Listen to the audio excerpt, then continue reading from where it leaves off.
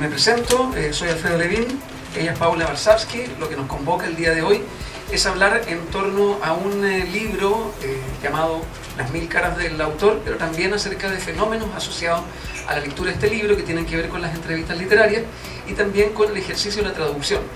Una argentina como Paula entrevista a autores británicos y también americanos, y aquí hay un proceso con el hecho de la comunicación, en ocasiones la falta de comunicación, cuando está esta frontera, esta barrera que se llama el idioma. Y acercarse hace 20 años, que fue cuando Paula empezó consistentemente a hacer entrevistas con autores anglosajones, el tema no era tan popular, el hecho de que hubieran traducciones de autores americanos o británicos para Latinoamérica, y tampoco el tema menos cubierto era el entrevistar efectivamente a estos autores. Y empezó a abrir un camino en 1998, Paula, ya son 20 años trabajando con esto. Me imagino que hay un afecto especial para con estos autores anglosajones y tiene que ver también con tu contacto con el idioma inglés en primer lugar. ¿Nos podrías dar unas pistas de cómo el inglés se relaciona contigo como segunda lengua? Sí, cómo no. Bueno, antes quería agradecer la invitación al instituto, agradecerte a vos también por esta entrevista y bueno, y pasamos al tema. Bueno, de lo que comentabas, sí, efectivamente yo tengo un vínculo muy cercano con el inglés. Casi nazco en Londres, o sea, fue una inmersión en el idioma donde tuve que aprender o aprender, y ahí me hice bilingüe. O sea, realmente a los 13 años sos chico todavía. Yo ya había aprendido en Buenos Aires, en un instituto, en la escuela, en mi casa, pero nada se asemeja a lo que es estar en una escuela y en una sociedad donde nadie sabe una palabra de castellano. Ahí hay que aprender o aprender. Y yo, bueno, ya estaba escribiendo mi primera novela en ese momento y como todo aprendiz de escritor empezaba a buscar a ver de qué podía trabajar, digamos, qué podía hacer, porque todos me decían, ¿pero qué vas a hacer, escritora nada más? Y yo pensaba, bueno, sí, no, tengo que hacer algo más. Narradores de ficción que están traducidos a más o menos 30 idiomas, por lo menos cada uno. Bueno, básicamente eso, son narradores, tienen esa proyección internacional, y yo los fui entrevistando, pero nunca las entrevistas fueron publicadas en su totalidad, por primera vez en este libro, porque yo iba, los entrevistaba y del material de la entrevista usaba muy poquito. Había quedado mucho material, también por eso me decidí a hacer el libro. Que hice o en las casas de ellos, o en sus lugares de trabajo, o en algún café o bar que eligieron ellos. Son entrevistas muy profundas, donde yo los contacté por mis propios medios. O sea, produjiste la acción de la entrevista. Tal cual.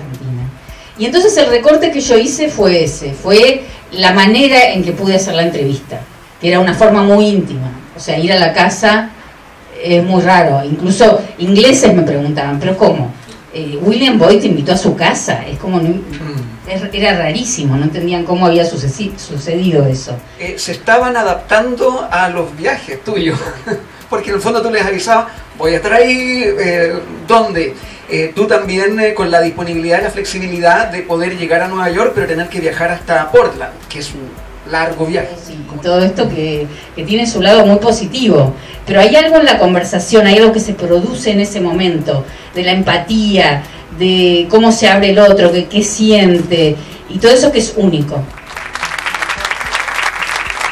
Entregue a la autora a ser firmado los libros que se van a entregar en la institución.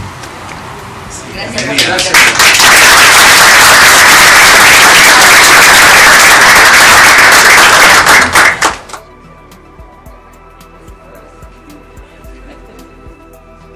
Que el tema tiene que ver con la aproximación a la psiquis del anglosajón. Más allá del lenguaje, te puede provocar una genuina curiosidad de conocer a autores que acá no son tan conocidos, pero sí están traducidos, por si no estaban enterados.